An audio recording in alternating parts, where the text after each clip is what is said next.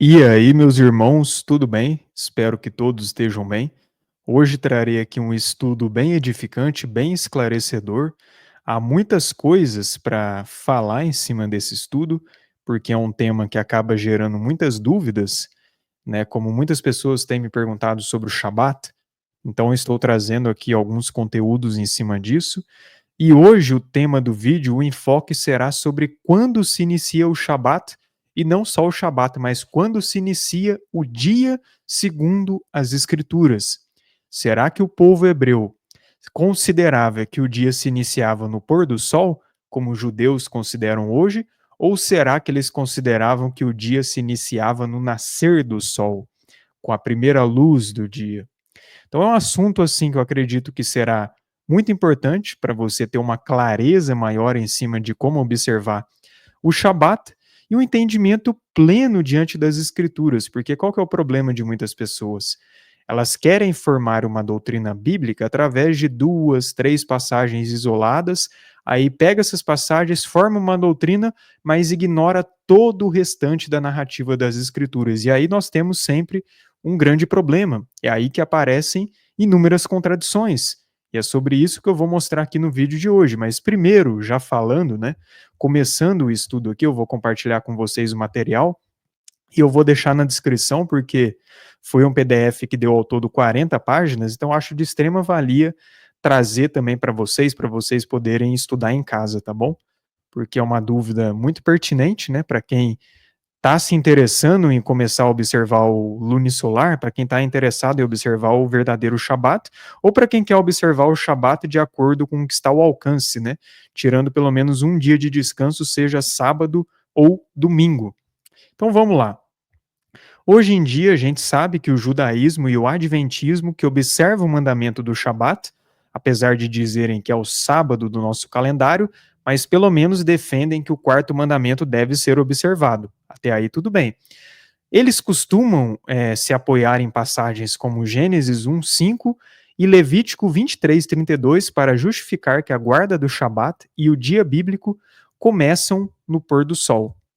Porém, veremos nesse estudo que isso é contra a própria ordem da criação que o Criador instituiu. Sim, isso mesmo, né? Já começando, já deixando claro a minha opinião, por mais que seja predominante hoje essa visão que o dia começava no pôr do sol, inclusive se você pesquisar no Google, os judeus no passado consideravam que o dia começava quando? O Google vai colocar pôr do sol, inteligência artificial vai colocar pôr do sol. Mas se você quer se basear somente nisso e não no todo, aí nós teremos um grande problema.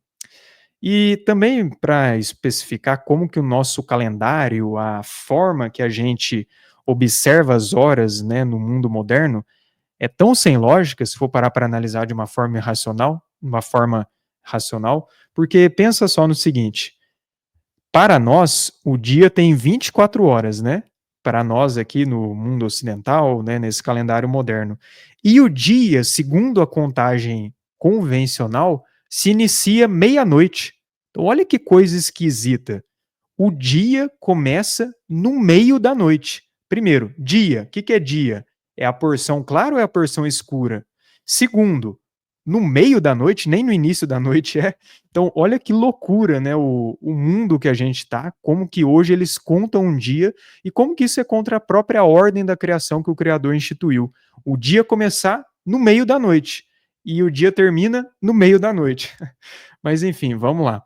E vocês vão entender também a questão do pôr do sol, por que não pode ser, tá? Vamos lá. Então, Gênesis 1, versos 3 e 5, vai estar escrito aqui o seguinte: disse Deus: haja luz, e houve luz, e viu Deus que a luz era boa. E fez separação entre luz e as trevas. Chamou Deus a luz dia e as trevas noite, houve tarde e manhã, o primeiro dia. É aqui que muitos se baseiam para dizer, ó, tá vendo? O dia começa no pôr do sol, o dia começa no entardecer, no anoitecer, e esse texto prova isso. A gente vai ver se é de fato dessa maneira, até analisando as palavras originais, de dia, de noite, tarde, manhã, a gente vai entender o que significam essas palavras originais de fato, tá? Mas já já eu vou mostrar isso para vocês. E outro texto que usam é esse aqui, ó, sábado de descanso solene vos será, lembrando que a palavra é Shabat, que é o dia de descanso, que era baseado em outro calendário, mas eles traduzem como sábado. Então afligireis a vossa alma aos 9 do mês, de uma tarde a outra tarde celebrareis o vosso Shabat.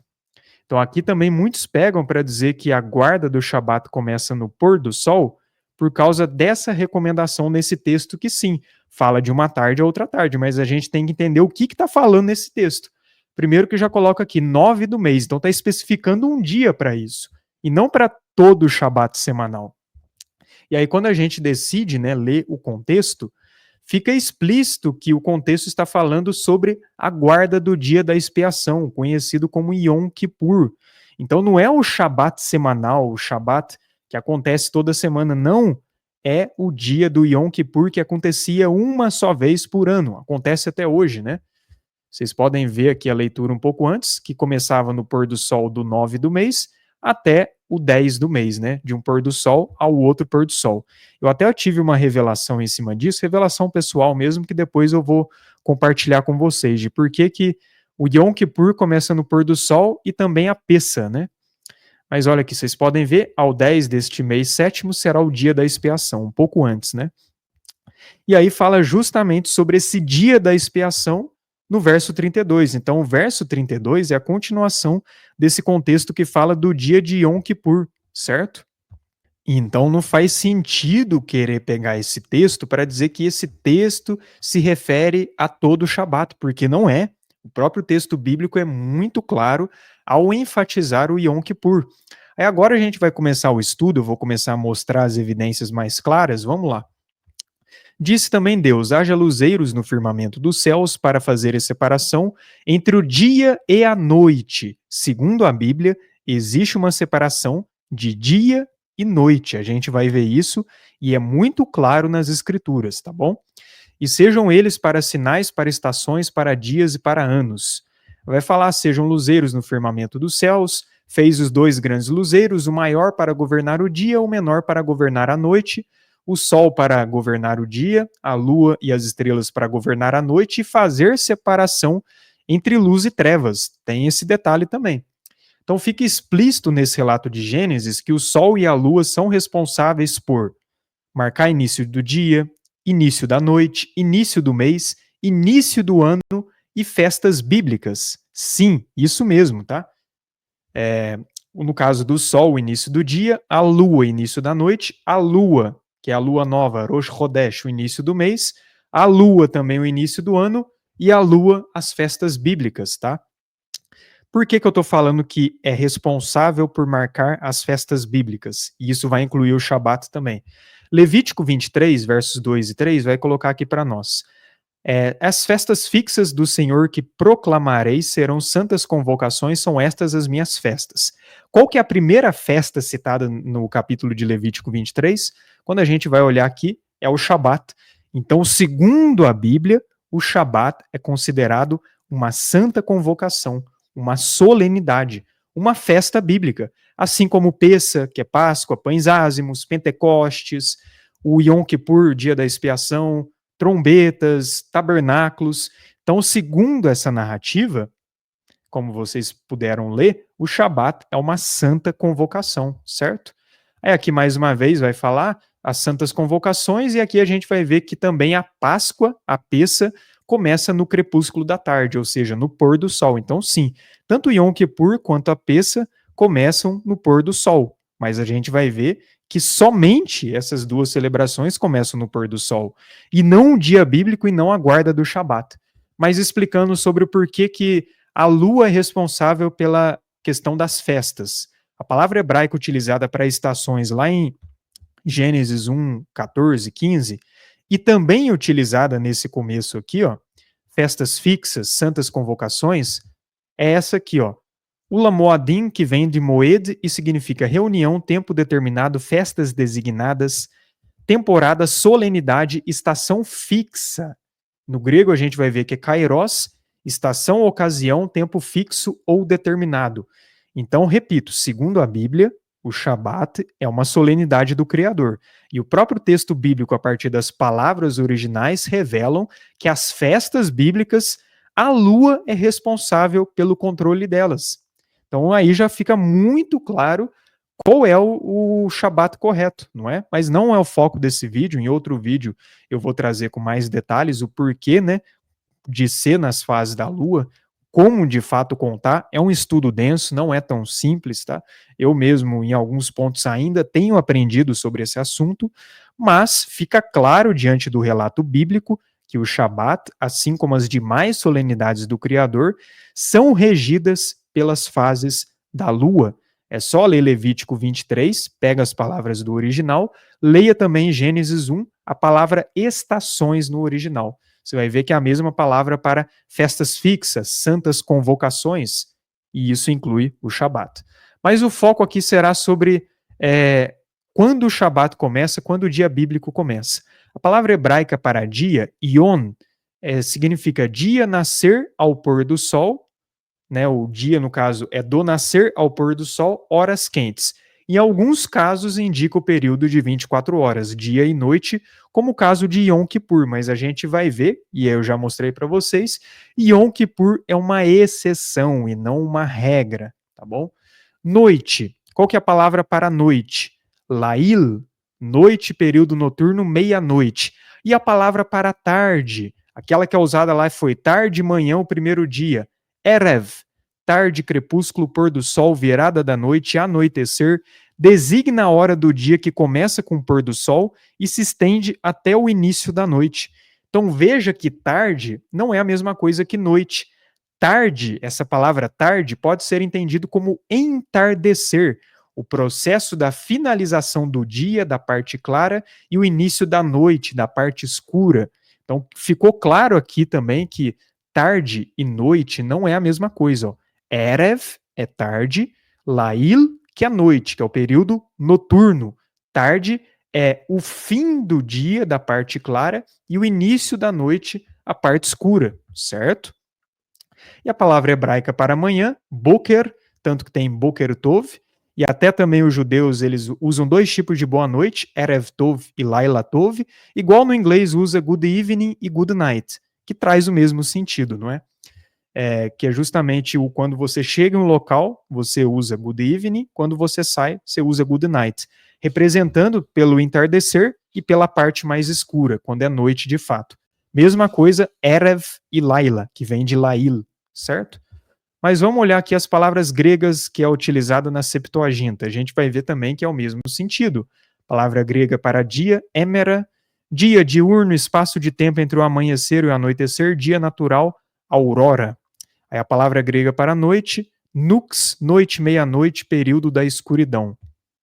Aí a palavra grega para tarde, que é essa aqui que está sendo mostrada, espera. Tarde tem até a ver com véspera, né? Entardecer, perto da noite, aproximação da escuridão, cair da noite.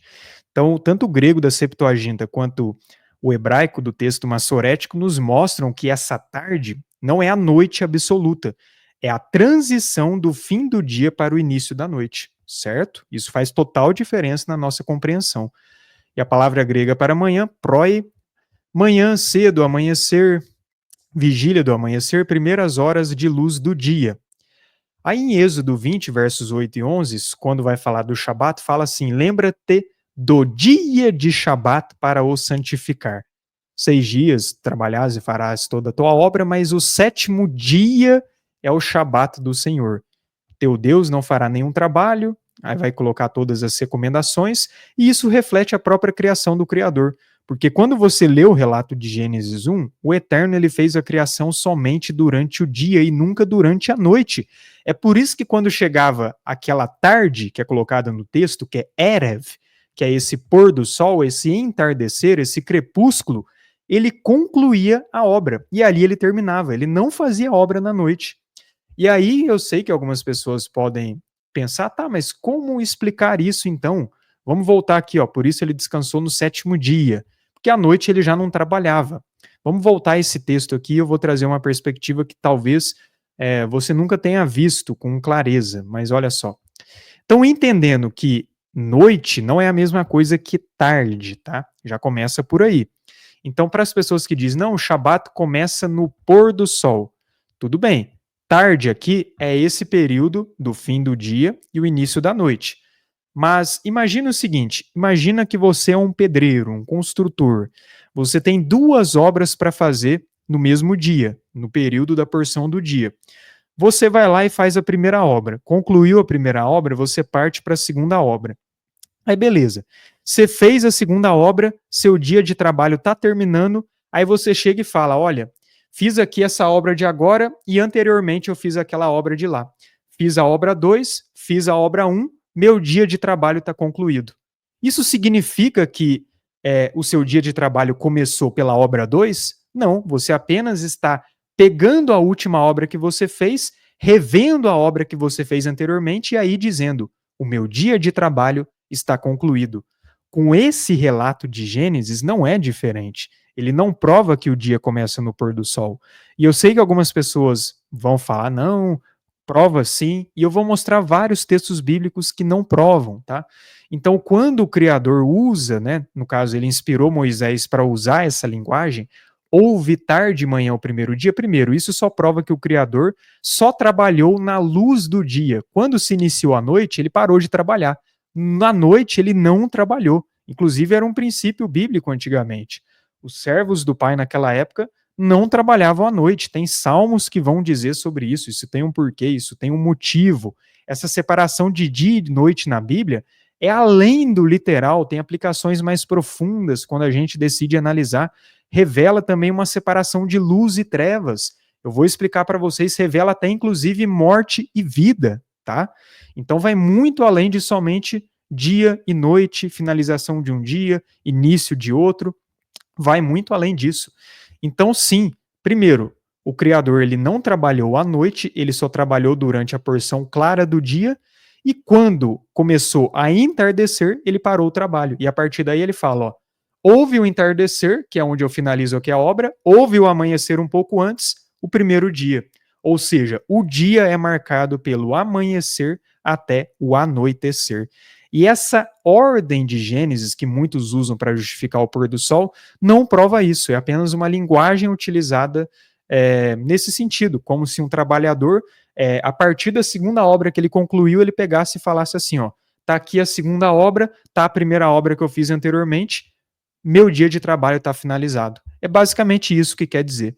E eu vou mostrar para vocês agora, para ficar mais claro esse estudo, que eu entendo que talvez alguns não concordem ou possa ter algumas dúvidas, mas a própria Bíblia tem uma separação muito clara de dia e noite.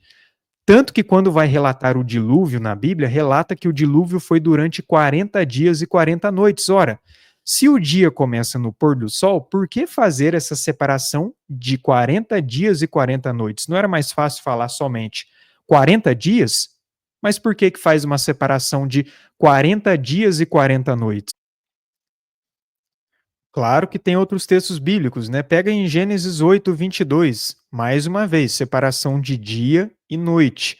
Frio, calor, verão, inverno, dia e noite. Se a gente pega o próprio relato de Gênesis, também há separação de dia e noite, inclusive luz e trevas. Leia Gênesis 1, você vai ver claramente essa separação, o intuito do sol para governar o dia e a lua e as estrelas para governar a noite, o período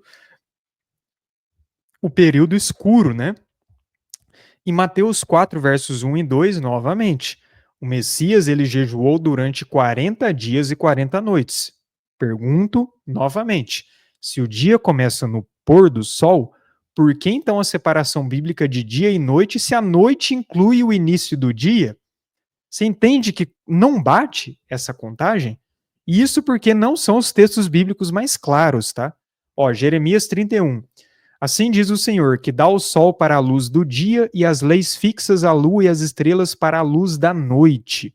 Então, mais uma vez, separação de dia e noite, certo? O próprio Messias falou: é necessário que façamos as obras daquele que me enviou enquanto é dia. A noite vem quando ninguém pode trabalhar. E é aquele princípio judaico, né? Que os judeus não trabalhavam após o pôr do sol. Enquanto estou no mundo, sou a luz do mundo. Isso também é muito importante o Messias falar por que ele é a luz do mundo. E lembrando, deixo para reflexão, mas eu acredito que vocês já saibam, né? O sol só foi criado no quarto dia da criação. Quem que iluminava a terra antes, então? próprio Yeshua, o sol da justiça, certo? Ó, Salmo 104, versos 19 e 20, fez a lua para marcar o tempo, o sol conhece a hora do seu ocaso, dispõe as trevas e vem a noite, ó, dispõe as trevas e vem a noite. Mais uma vez, fazendo a separação de dia e noite, quando o sol se põe, esse ocaso indica o pôr do sol, dispõe as trevas e vem a noite. Salmo 136, aquele que fez os grandes luminares, o sol para presidir o dia, a lua e as estrelas para presidirem a noite. Salmo 50, versos 1 e 2, e chama a terra desde o nascer do sol até o poente, que é o pôr do sol. Do nascimento do sol até o poente, louvado seja o nome do Senhor. Então ficou claro até aqui que a Bíblia faz uma separação muito explícita de dia e noite, e aí mais uma vez a pergunta: entendendo que a Bíblia separa dia e noite, como é possível o dia começar no pôr do sol, que é o início da noite? Entende? Mas vamos ver aqui que as coisas vão ficando mais claras agora, ó. Esses textos bíblicos são ainda mais claros em cima desse assunto, mais irrefutáveis, ó. Aqui já não é uma questão de opinião, ou é ou não é. Porque até então algumas pessoas podem tentar alegorizar, pode dizer que não, mas a partir daqui não tem para onde fugir. Olha só, dia começando no nascer do sol. Gênesis 19, 34. No dia seguinte, ó, presta atenção nessa leitura. É muito importante que quem deseja aprender esse assunto preste atenção do início ao fim do vídeo, porque são muitas informações, tá? No dia seguinte, disse a primogênita, a mais nova: deitei-me ontem à noite com o meu pai. Demos-lhe a beber vinho também esta noite, entra e deita-te com ele para que... Tá, aí que fala o plano das filhas de Ló, né, que elas deitaram com o próprio pai. Agora, olha que revelação que acaba passando muito despercebida. Para as pessoas, né, que defendem que o dia começa no pôr do sol, logo a manhã seguinte ao pôr do sol, ao início da noite anterior, faria parte do mesmo dia, correto? Agora, esse relato de Gênesis 19:34 refuta completamente essa ideia, porque aqui coloca dia seguinte e aqui fala muito claramente ontem à noite. Então fica claro que a noite anterior à manhã daquele dia não é o mesmo dia, são dias diferentes, são ciclos diferentes. Então, esse texto de Gênesis 19:34 prova isso de uma forma muito clara. Ó.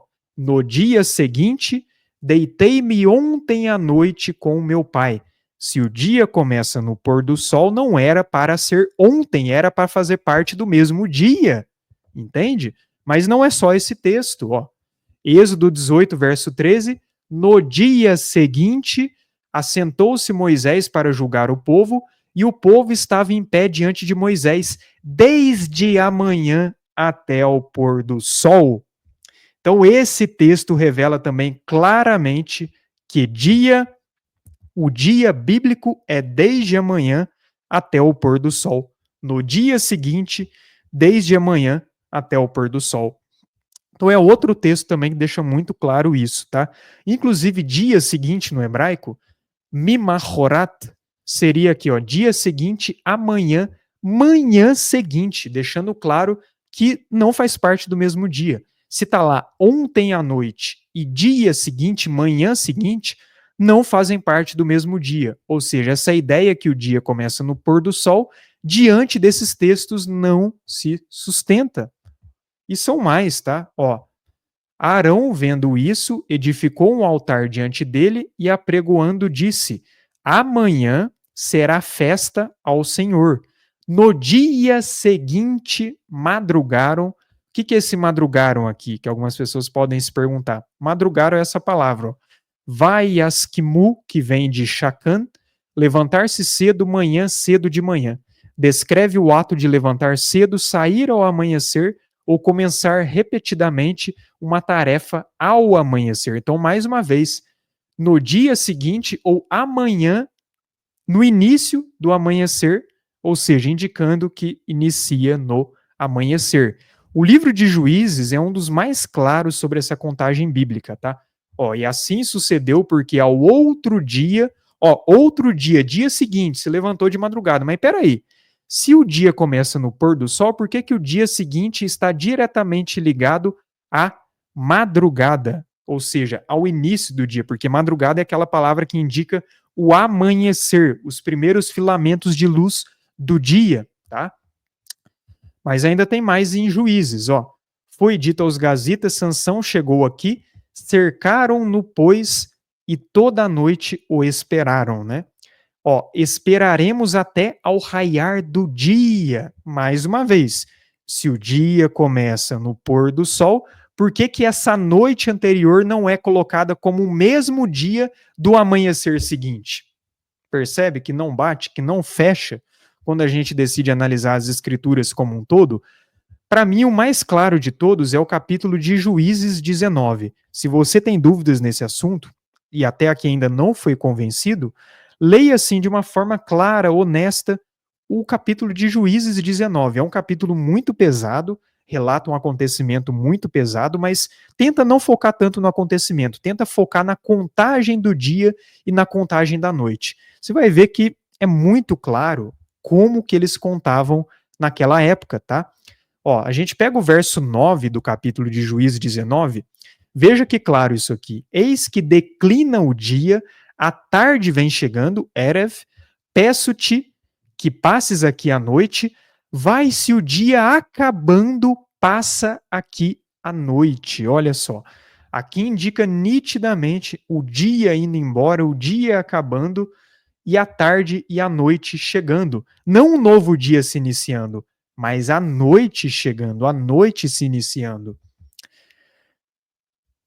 Ó, e que o teu coração se alegre amanhã de madrugada. Poxa, não preciso nem explicar aqui.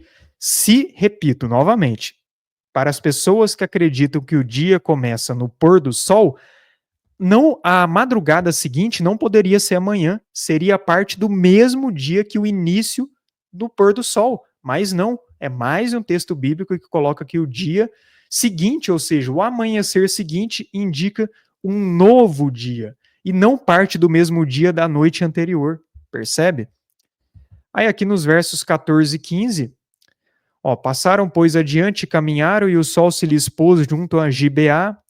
Aí passaram a noite, mais uma vez o sol se lhe pôs, passaram a noite, em nenhum momento fala que passaram um novo dia. Os versos 24 e 26, que tem uma parte muito pesada, tá?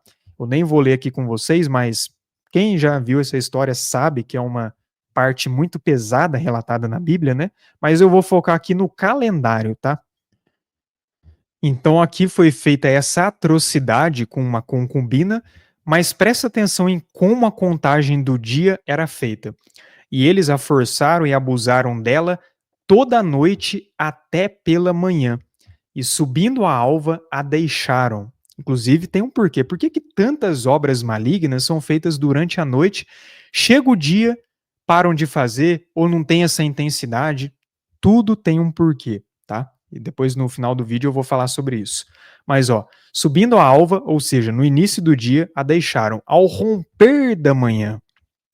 Então é mais um verso que deixa claro essa separação de dia e noite e o amanhecer como o dia seguinte e não parte do mesmo dia que a noite anterior, como outros textos bíblicos que colocam ontem à noite, ou seja, indicando que o dia começa no nascer do sol e não pôr do sol, certo?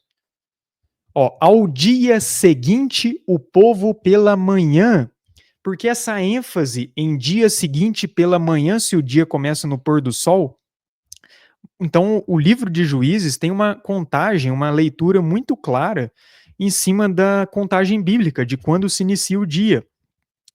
Aqui em 1 Reis também 18, vai colocar e invocar o nome de Baal desde a manhã até o meio-dia. Vamos lá. Ó, aqui já revela também meio-dia. Então, o meio do dia é realmente o que a gente conhece como meio-dia, certo? Porque se o dia começasse no pôr do sol, o meio do dia seria meia-noite, certo? Pôr do sol começa ali 6 da tarde, 6h30. O meio da noite, como de fato é chamado de meia-noite, isso não está errado, seria o meio-dia.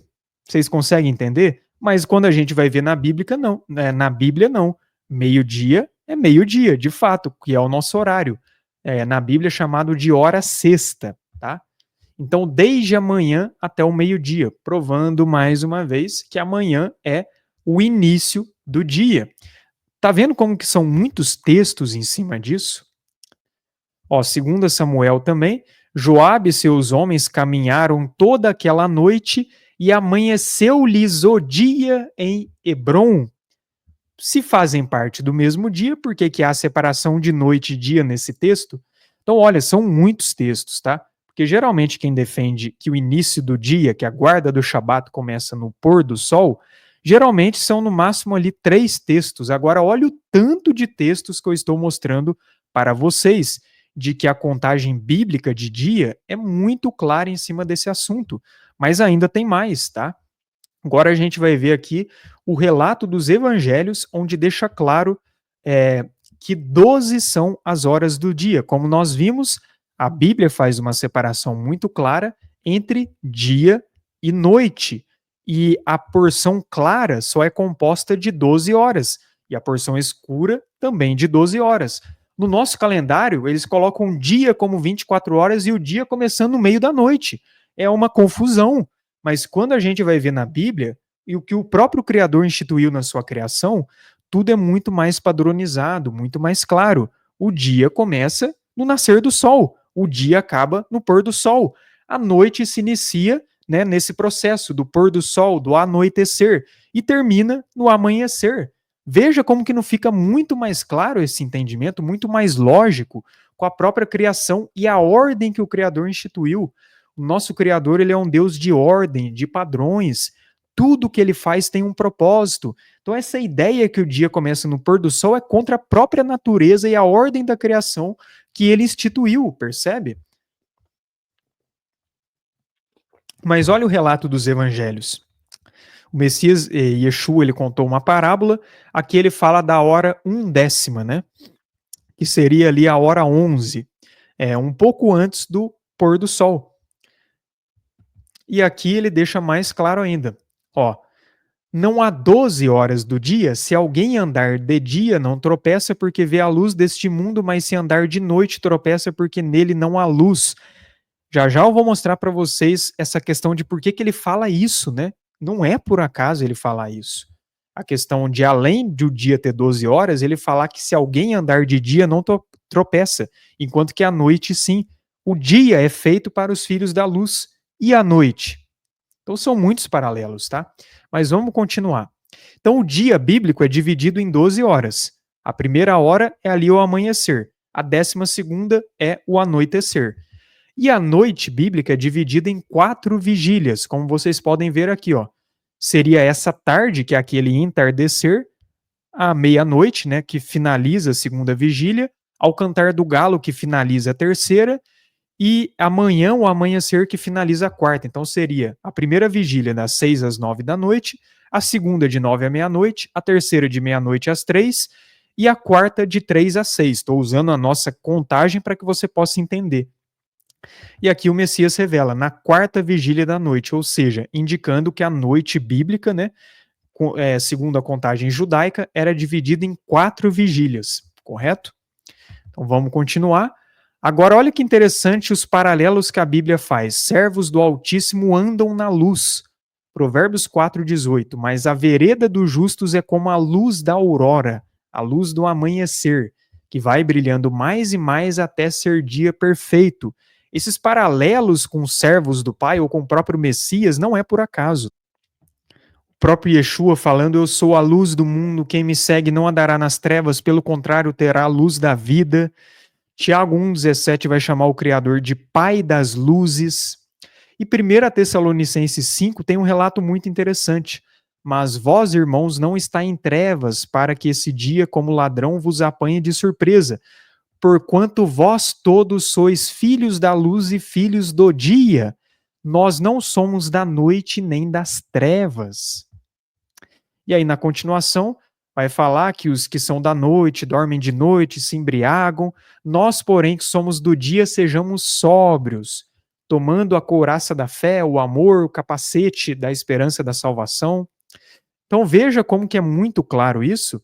E agora partindo também para os relatos dos evangelhos e a própria contagem bíblica, são mais provas em cima disso, porque tem pessoas que vão dizer que o relato dos evangelhos, principalmente da crucificação de Yeshua, provam que o dia começa no pôr do sol.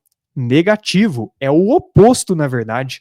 O relato dos evangelhos, quando a gente analisa as palavras originais, o contexto correto, prova que o dia começa no amanhecer, no nascer do sol. Eu vou mostrar aqui para vocês, mas um pouco antes, a própria contagem bíblica de hora terceira, sexta e nona, né, que era feita pelos judeus, provam o início do dia no nascer do sol. Por quê?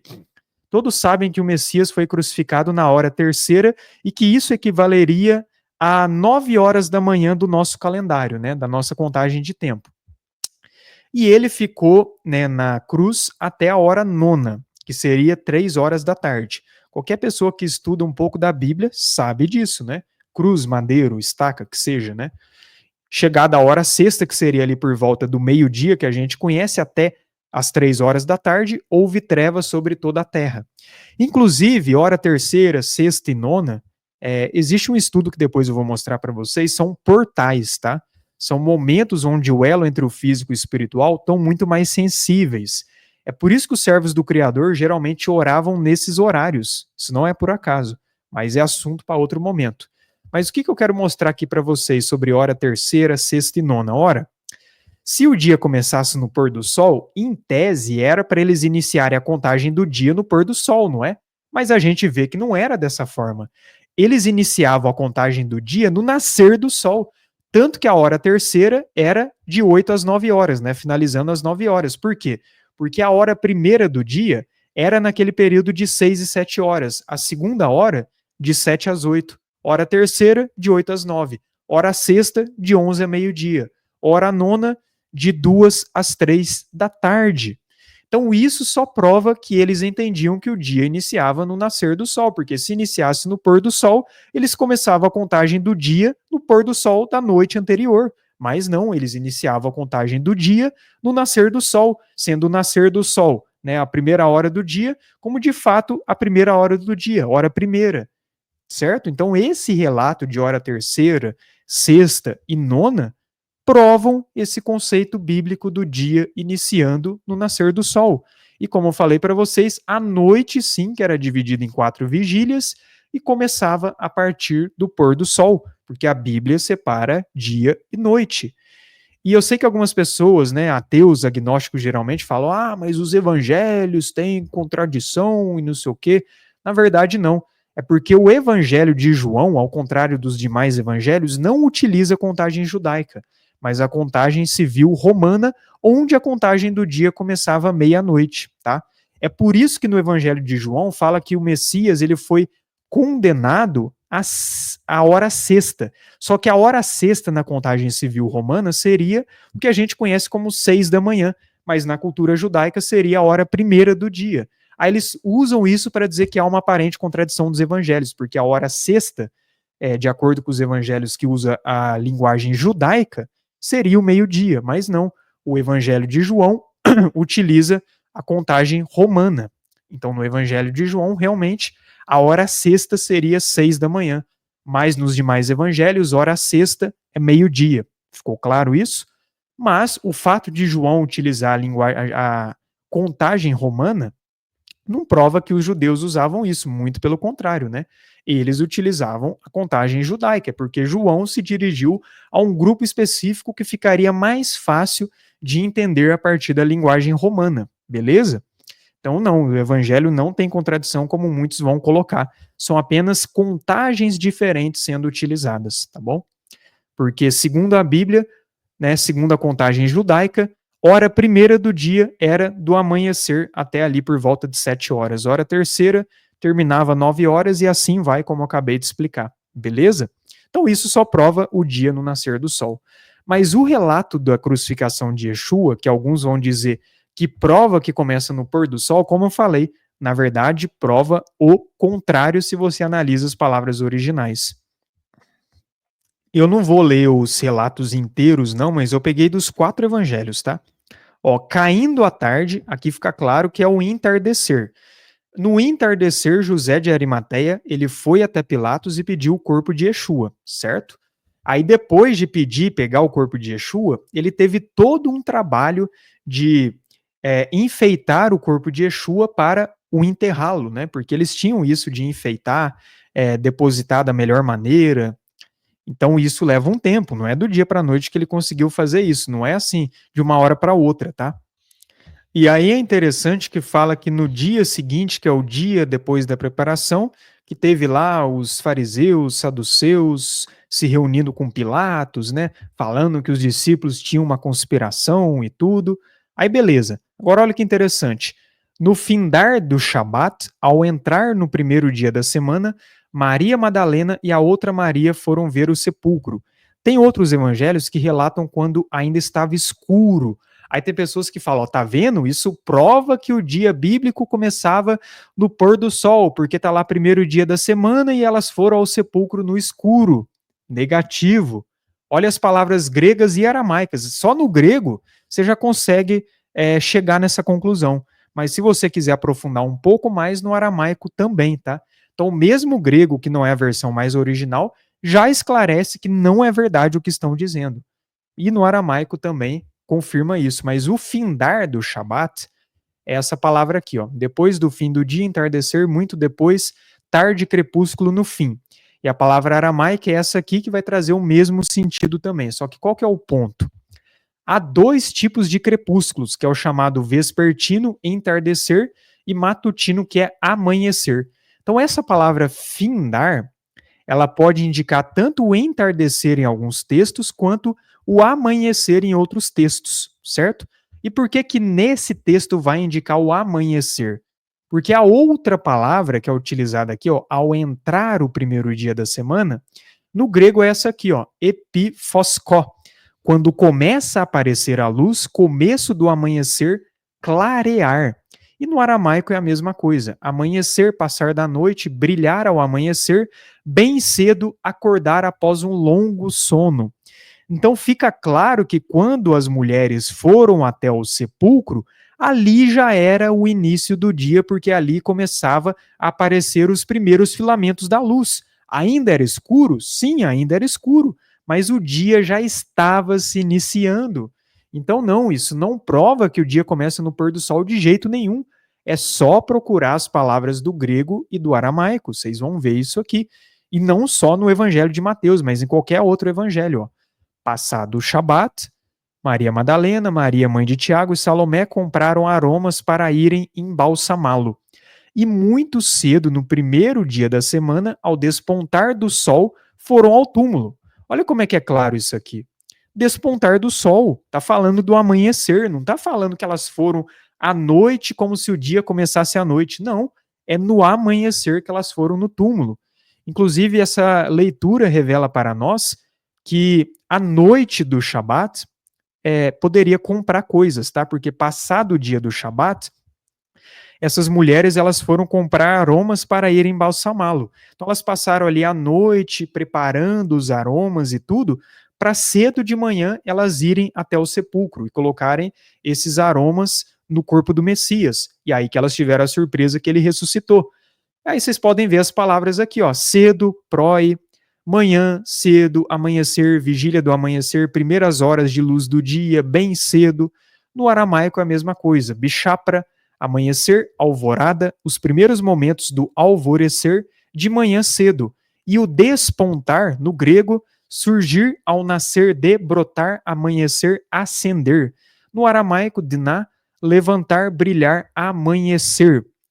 Aqui em Marcos vai dizer que ele ressuscitou de manhã cedo, então mais um texto que vai provar isso, né? Aí a palavra é aquela mesma, do grego e do aramaico, ó, vocês podem ver aqui novamente aquela mesma palavra também. Amanhecer, alvorada, primeiros momentos de luz. Então todos os evangelhos vão ter essa harmonia, tá?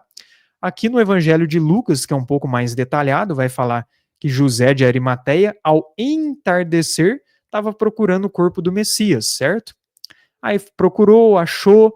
O dia seguinte era Shabat, ou seja, o Messias foi crucificado dia 14, o dia seguinte era o Shabat.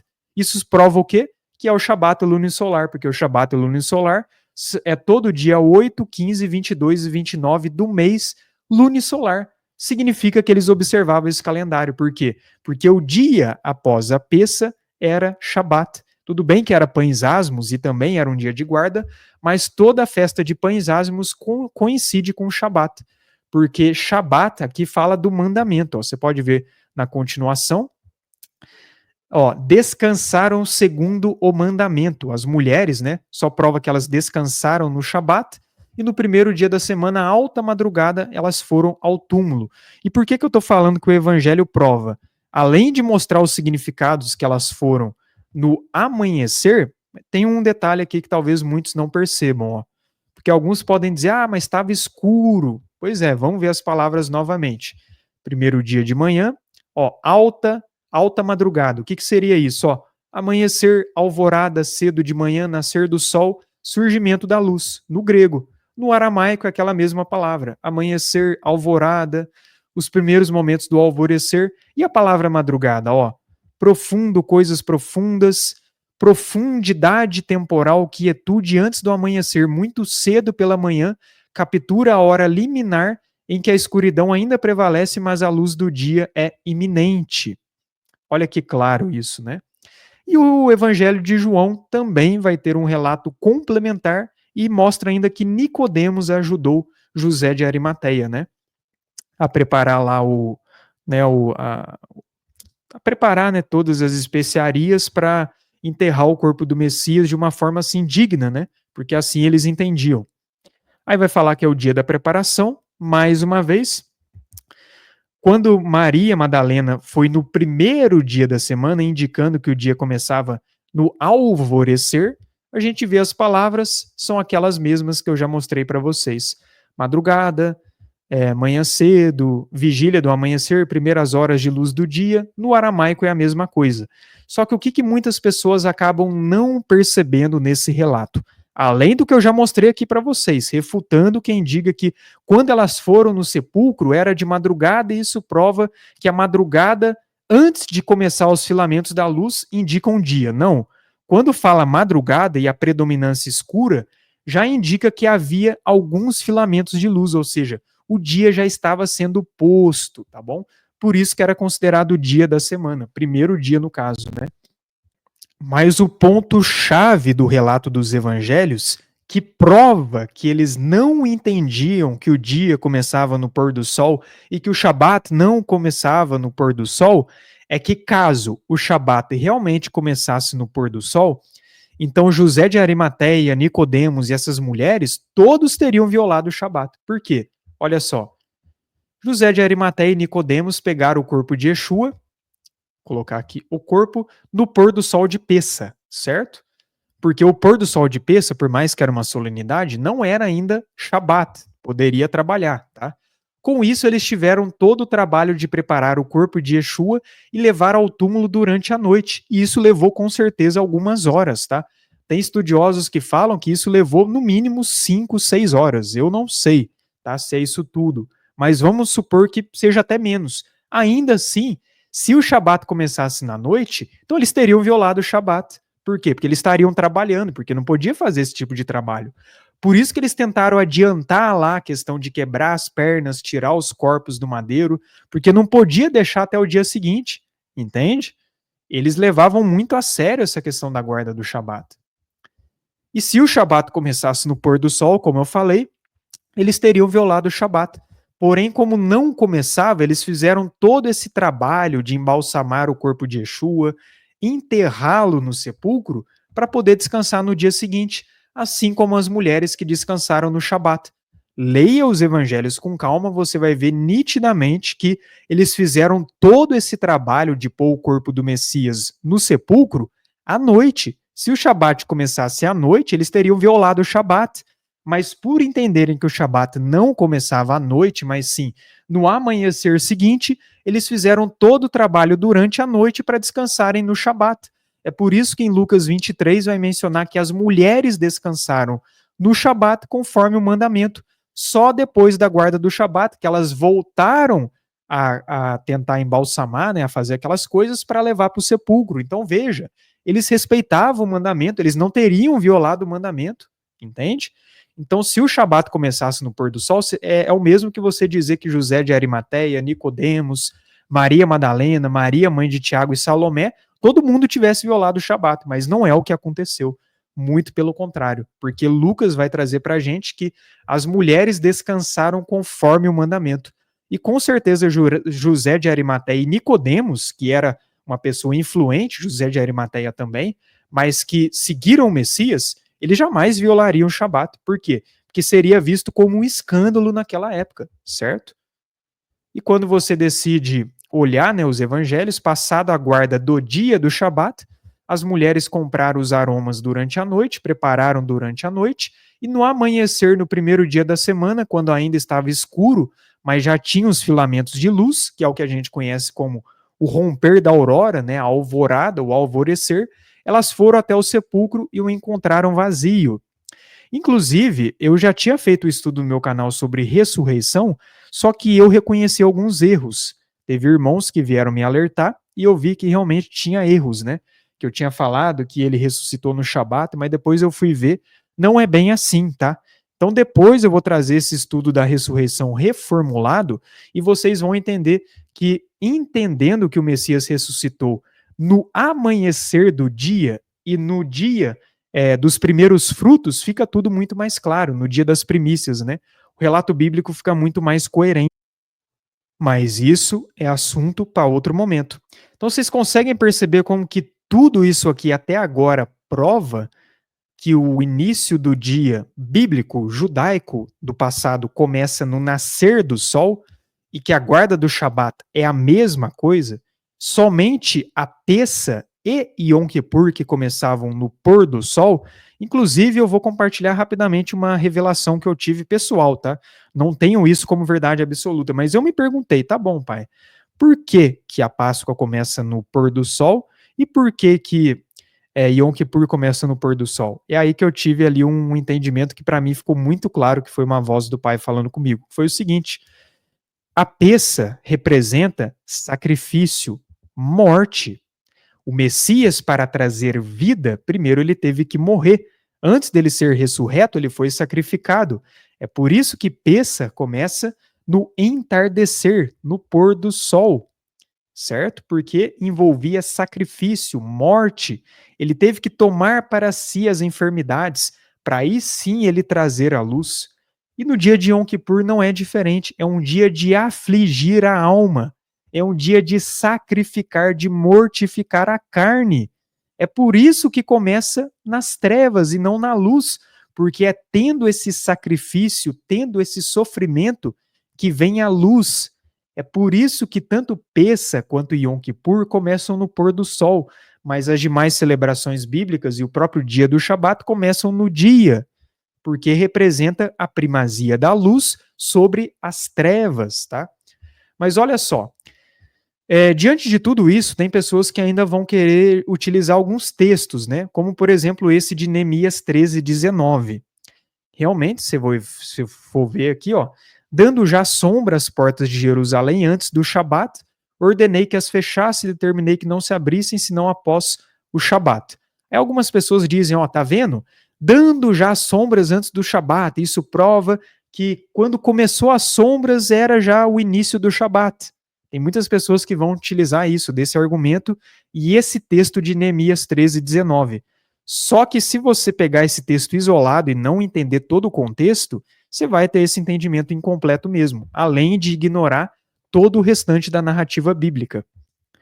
Mas esse texto de Neemias, se for parar para ver, tendo o entendimento correto, não prova em nenhum momento que o Shabat começa no pôr do sol, mas sim que foi ordenado para as portas serem fechadas quando a noite se iniciava, para que ninguém entrasse lá e pegasse alguma coisa para fazer comércio no Shabat, que começava na manhã seguinte. Você pode encaixar perfeitamente o entendimento do Shabat começando no amanhecer seguinte com esse texto, não tem problema nenhum, tá? Quem diz que não dá para encaixar não está sendo honesto. Porque o contexto fala de pessoas que estavam fazendo comércio no Shabat, ou seja, profanando o Shabat. Com isso, houve essa precaução de fechar as portas do templo antes do anoitecer, para que no anoitecer ninguém pegasse ali as coisas, para no amanhecer do dia seguinte, no dia do Shabat, eles fizessem comércio. Então esse texto de Neemias não prova em nenhum momento que o Shabat começa no pôr do sol, tanto que coloca que esse dada as sombras às portas de Jerusalém é antes do Shabat, porque o Shabat não começa no pôr do sol, segundo essa ideia, mas aqui coloca que sombra às portas de Jerusalém é antes do Shabat, já não seria o início do Shabat? Então percebe que não prova? Só que tem um porém aí, nesse texto que a gente não pode ignorar. Eu dei uma explicação, para mim, esse texto não refuta em nada o que eu apresentei, porém, a gente não pode ignorar uma coisa, que esse trecho de dada as sombras de Neemias 13:19 só possui essa leitura no texto massorético, enquanto que se você pegar outras versões originais como Septuaginta, Peshitta e Vulgata, não possui essa parte de dada as sombras, mostrando que pode ter tido uma possível alteração feita pelos escribas massoretas para justificar a guarda no pôr do sol. Você pode estar pensando, ué, como assim?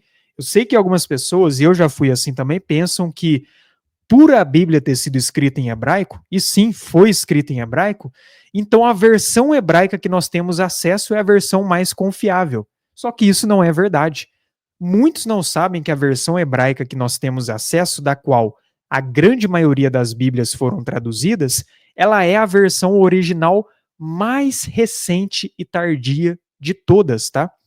Porque o texto massorético, o hebraico massorético, que tem os sinais massoréticos, ele foi compilado somente nos séculos 6 e 10 depois de Cristo, tá?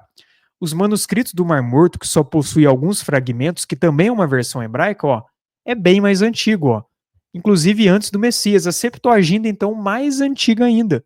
Por mais que seja uma versão grega, que foi traduzida de outro manuscrito hebraico mais original, ela é muito mais antiga que o texto hebraico massorético. Eu tenho uma live no meu canal explicando sobre isso, eu vou deixar na descrição para vocês entenderem o porquê que eu estou falando isso, tá? Por que o texto massorético, em muitos momentos, a gente tem que colocar em xeque e conferir outros manuscritos, tá bom? Primeiro, porque ele é mais tardio, e segundo, porque tem uns pontos bem duvidosos mesmo, principalmente quando envolve profecias messiânicas, tá? Então a Septuaginta é mais antiga, a Peshitta é mais antiga, até a Vulgata Latina é mais antiga que o texto massorético. Targum, então, nem se fala, né?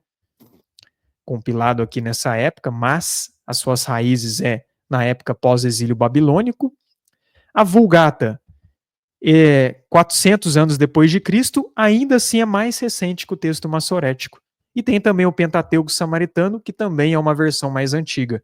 Aí você pode ver outras versões do texto de Neemias 13:19, a versão da Septuaginta, em nenhum momento tem aqui dada as sombras. Ó, cadê aqui dada as sombras? Não tem. Aí você pega a Peshitta, cadê aqui dada as sombras? Não tem. Ó, não tem. Aí você pega a Vulgata Latina, também não tem. Cadê aqui dada as sombras? Então são 3 manuscritos que não possuem essa leitura de dada as sombras e somente o texto massorético possui. Logo o texto massorético, que é o mais recente de todos. Por isso que eu estou falando isso, que nesse caso, mesmo que tenha uma explicação coerente em cima desse dada as sombras, é para você colocar em dúvida. Então você querer utilizar esse texto isolado para defender que a guarda começa no pôr do sol, entendendo que outros manuscritos não sustentam essa leitura, é bem complicado, né? Mas enfim, para quem se interessar nesse assunto dos manuscritos, tem uma live no meu canal onde eu explico e mostro às claras que houve sim algumas alterações no texto hebraico massorético, que não é a versão original mais confiável, mesmo que a Bíblia tenha sido escrito em hebraico, porém no hebraico mais arcaico, sem esses sinais massoréticos, tá bom? Mas enfim, então já partindo para a parte final desse estudo, né? A gente já está aqui partindo para o encerramento. Nessa visão do judaísmo tradicional de que o Shabat, assim como o dia, começam no pôr do sol, é basicamente uma maneira de dizer que as trevas possuem a primazia sobre a luz, algo totalmente contrário aos princípios bíblicos e à ordem da criação. todo santo dia nós vemos, na verdade, a luz triunfando sobre as trevas. Logo, a luz sempre terá primazia, por isso que na Nova Jerusalém não haverá mais noite. É óbvio que isso é feito de uma forma inconsciente pela maioria das pessoas, tá? Inclusive, teve um irmão que falou isso, eu concordo demais, que é o seguinte: os judeus que instituíram a guarda iniciando no pôr do sol fazem isso porque eles não têm a luz que é Yeshua. Isso só revela, na verdade, as trevas em que eles estavam ou estão, aqueles que continuam fazendo isso. Agora, eu quero deixar muito claro que não é todo mundo que está fazendo isso que está em trevas, tá? Só para deixar claro isso. Tem muitos irmãos genuínos que estão aí guardando o pôr do sol, por quê? Porque aprenderam com os judeus. Mas o ponto é, quem instituiu isso, no fundo, isso só revela que eles não têm a luz do mundo que é Yeshua. Por isso eles começam suas obras nas trevas, entendeu? Eu sei que é um assunto delicado, complexo, mas isso revela, na verdade, só o coração, só o interior. Por isso que Yeshua falava, eu sou a luz do mundo. Quem está comigo andará na luz do dia, não andará na noite, não andará nas trevas. Ele não falou isso por acaso, tá? A leitura de 1 Tessalonicenses não coloca que nós somos filhos da luz do dia por acaso também, porque filhos da luz guardam a luz, filhos das trevas guardam as trevas. Tanto que os rituais de muitos bruxos e satanistas são feitos no período da noite, onde a atuação das trevas estão muito mais intensas, né? Principalmente nos horários entre meia-noite e 3 da madrugada, que, como eu falei, esses horários são portais do mundo espiritual para o mundo físico, tá? Por isso que eles, principalmente nesses horários, fazem rituais. Do mesmo modo que o Messias não foi crucificado por acaso e morreu justamente na hora nona, que seria 3 da tarde, porque é um horário onde o elo entre o mundo espiritual e o físico está mais sensível. De madrugada é a mesma coisa, tá? E geralmente os maiores acidentes, você pode notar isso, crimes acontecem durante a noite, porque é um horário que os demônios ficam mais livres para atuar, enquanto que durante o dia a atuação deles ocorre de uma forma muito mais limitada. Você pode ver. Por que traição, fornicação, prostituição, acidentes de carro, bebedice, festas, baladas noturnas, por que tudo isso sempre acontece à noite? Por que à noite parece que o pecado aflora muito mais? Por quê? Porque a noite pertence às trevas. A predominância da noite é nas trevas. É por isso que o povo do Criador, no passado, à noite eles descansavam, eles não ficavam saindo à noite por aí, à toa. Claro que tinha contextos que eles saíam. O próprio Messias saiu de madrugada para orar, beleza. Mas, no geral, eles não ficavam saindo à noite, porque a primazia da noite não é para os filhos da luz, certo? Isso a própria Bíblia relata por meio de várias passagens. Tanto é que essa leitura de Josué, que Josué, né, ele mandou o sol parar, isso revela a cosmologia correta, revela que o livro de Jazer era utilizado, beleza. Mas olha que interessante o que revela também. O fato de Josué orar para o sol parar e o dia não se pôr, isso tem um porquê. Porque os filhos de Israel eram filhos da luz e eles estavam guerreando contra povos que eram filhos das trevas. Se a noite chegasse, esses filhos das trevas teriam mais poder. É por isso que Josué orou para que o sol não se pôsse até terminar a batalha. Isso não é por acaso. Então, olha como que a narrativa bíblica é clara em cima disso. Porque esses povos, o que muitos não sabem é que entre esses povos havia esses Nefilim, esses híbridos, esses caídos, eles têm muito mais atuação à noite do que no dia, tá? Então é por isso que Josué orou para o sol parar e o dia não se deter, para não ter o entardecer, para que os filhos da luz tivessem êxito enquanto ainda era dia, porque se virasse a noite, os filhos das trevas teriam mais força. Então olha como que as coisas bíblicas são coerentes e, em muitos casos, encriptadas, né? Então, e para encerrar, olha que interessante, que incrível isso, né? O nascer do sol aponta para a ressurreição e o pôr do sol para a morte. Então, todo santo dia em nossas vidas, nós vemos um ciclo que aponta para esse processo que todos nós passaremos, de passar da morte para a vida. Aí tem esse livro aqui que é 1 Clemente 24. Esse é daqueles livros que foram taxados de apócrifos, mas que se você ler esse livro, você vai ver que é um livro 100% coerente com a narrativa bíblica, tá? É um livro que eu recomendo muito, muito bom. E detalhe, esse livro, ele era utilizado na comunidade primitiva. Tanto é que nos primeiros cânon das escrituras, esse livro de Clemente foi incluído, né? A carta de Clemente aos Coríntios. Assim como o Pastor de Hermas, Epístola de Barnabé, eram livros usados na congregação primitiva, mas que depois, por algum motivo, eles consideraram como não inspirados, né? Apesar de que a palavra apócrifo significa oculto ou escondido, não indicando algo ruim necessariamente, né? E a gente sabe que quem fez isso foi o Império Romano, porque alguns livros refutavam as doutrinas que eles começaram a colocar. E esse livro, né, a Carta de Clemente aos Coríntios, é um livro muito bom que o tempo todo enfatiza a importância da obediência. Recomendo demais que leiam. Vou até ver se eu deixo o PDF dele para vocês aí. Mas olha que interessante o relato sobre a ressurreição, no capítulo 24. Consideremos, amados, como o Senhor nos prova continuamente que haverá uma ressurreição futura, da qual ele fez do Senhor Jesus Cristo as primícias. É por isso que eu falei que ele ressuscitou nas primícias e que o estudo que eu havia feito sobre a ressurreição estava incompleto, tá? E eu estou reformulando ele, e em outro momento eu trago ele de uma forma mais completa. Ressuscitando-o dentre os mortos, contemplemos, amados, a ressurreição que está ocorrendo em todos os tempos. Dia e noite nos anunciam uma ressurreição. A noite adormece e o dia nasce, e o dia novamente se vai e a noite vem. Então veja que interessante que a carta de Clemente aos Coríntios, Clemente revela que todo santo dia nós vemos aquilo que irá acontecer. Porque o que muitos não sabem, mas que realmente até um conhecimento judaico, tá? Todo dia quando você dorme é como se você estivesse experimentando a morte. É por isso que na Bíblia a morte é comparada com o sono, tá? E quando você acorda, é como se você ressuscitasse, porque a sua alma sai do corpo e quando você acorda, ela volta para o seu corpo. É por isso que todo judeu, quando nasce, ele ora agradecendo pelo Criador restaurar a alma dentro dele, porque eles sempre entenderam isso, que quando eles vão dormir, é como se eles tivessem morrido, e quando eles acordam, é como se eles tivessem nascido, ressuscitado novamente. Então, olha que incrível isso, porque eles recebem a alma novamente, ou seja, eles recebem mais uma chance, mais uma oportunidade de estar aqui.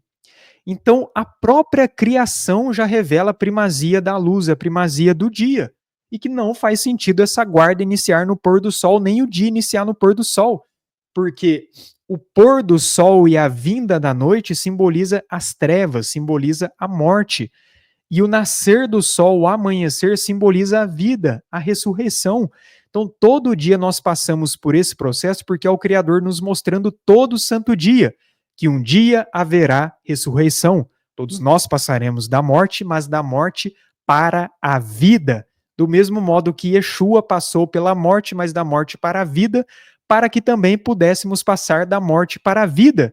Então, a noite e o dia, todo santo dia, simbolizam isso. Que maravilhoso, não é? Então, olha como que os padrões que o Criador estabeleceu são muito claros. Todo santo dia ele nos mostra que a luz sempre triunfa sobre as trevas. E a prova que a luz sempre triunfa sobre as trevas é que na Nova Jerusalém não haverá noite. Então nós temos sim esse ciclo de morte, vida, morte, vida, morte, vida, trevas, luz, trevas, luz. Chegará um momento que não haverá mais e a luz triunfará definitivamente. Que incrível isso, não é, gente? Mas o Criador, ele é coerente, ele é um ser padronizado. E todo dia ele nos mostra que haverá uma ressurreição futura. Todo dia nós passamos da morte para a vida até um dia passar por isso de uma forma definitiva. Que incrível isso. E o Shabat é a mesma coisa. Se inicia no nascer do sol, se inicia com a vida, e não com a morte, e não com as trevas. O que inicia nas trevas, como eu falei, é porque envolve sacrifício, entendeu? Mas é isso, pessoal. É claro que alguns podem se perguntar, mas tem problema eu preparar na noite anterior a guarda do Shabat? Problema nenhum. Eu faço isso, problema nenhum, zero. Você pode muito bem preparar na noite anterior a guarda do Shabat para o dia do seguinte, mas As pessoas que seguem, né, o que o judaísmo propaga, eles já começam a guarda na noite anterior. Isso é que não é bíblico, percebe? Então você preparar a noite anterior, deixar tudo no jeito para o dia seguinte, maravilha, problema nenhum. Mas você começar na noite anterior, é aí que está o problema. E tem essa mensagem encriptada que muitos não percebem, que só revela, na verdade, o fato desses judeus que rejeitaram Yeshua estarem em trevas e não terem a luz do mundo. Repito, não estou dizendo que quem guarda no pôr do sol está em trevas, tá? Estou dizendo que quem instituiu isso que sim. Enquanto que muitos irmãos que guardam é porque acabam seguindo o que o judaísmo estabeleceu, ou que o adventismo estabeleceu, né, seguindo o que o judaísmo estabeleceu, certo? Ah, mas a tradição judaica diz isso. Pois é, mas se a tradição judaica contraria a Bíblia, eu fico com as escrituras. A tradição judaica fica em segundo plano. Agora, se a tradição judaica complementa e concorda com a Bíblia, aí maravilha. Mas a tradição judaica não é perfeita, tá? Então, muitos acabam colocando a tradição acima das escrituras, e é aí que está o problema. É isso que Yeshua tanto combateu na sua época, Paulo e os demais apóstolos. Vocês colocam a tradição acima das escrituras. Isso não pode ser feito, entende? Então, se a tradição complementa a Bíblia, maravilha. Vamos ver o que tem na tradição que complementa a Bíblia e reter o que é bom. Agora, se confronta a Bíblia, descarta, certo? Então, por mais que hoje seja predominante essa visão que o dia começa no pôr do sol, que o Shabat começa no pôr do sol, foram homens que estabeleceram, e não o próprio Criador, porque isso contraria todos os princípios e a ordem da criação, além do relato bíblico, como eu mostrei para vocês, beleza?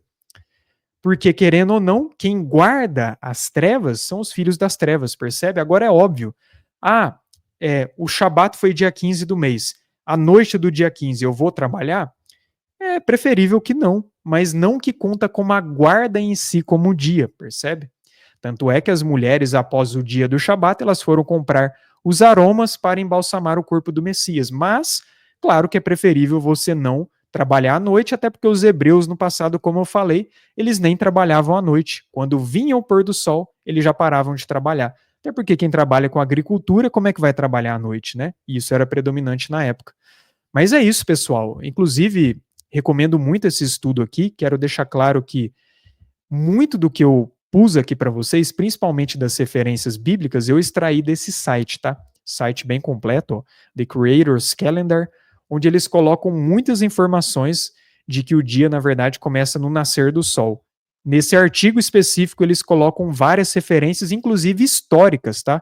Que eu nem coloquei no estudo aqui, senão ia ficar longo demais. Mas há referências históricas de que antes começava no nascer do sol e depois passou a ser no pôr do sol, e que os judeus instituíram isso. Assim como há menções históricas de que antes era observado o calendário lunisolar e depois eles mudaram para o gregoriano, porque os judeus passaram a ser perseguidos e eles mesmos mudaram a guarda do dia correto. Isso é assunto para outro vídeo, tá?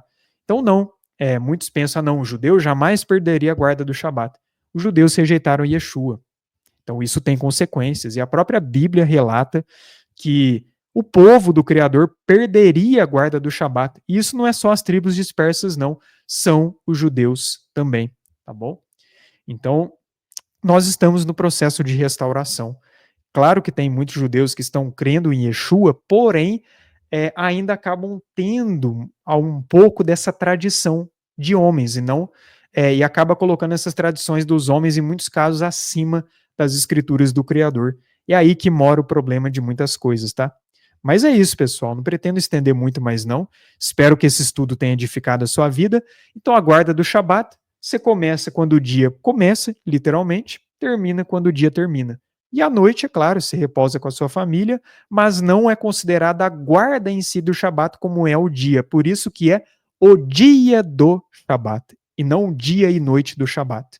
Entendeu? E no pôr do sol da noite anterior, você pode preparar muito bem a guarda do Shabat, mas a guarda começa no dia, tá? Em outro momento eu vou trazer a questão do calendário lunisolar, mas eu acredito que demorará um pouco, tá? Porque é um estudo bem denso.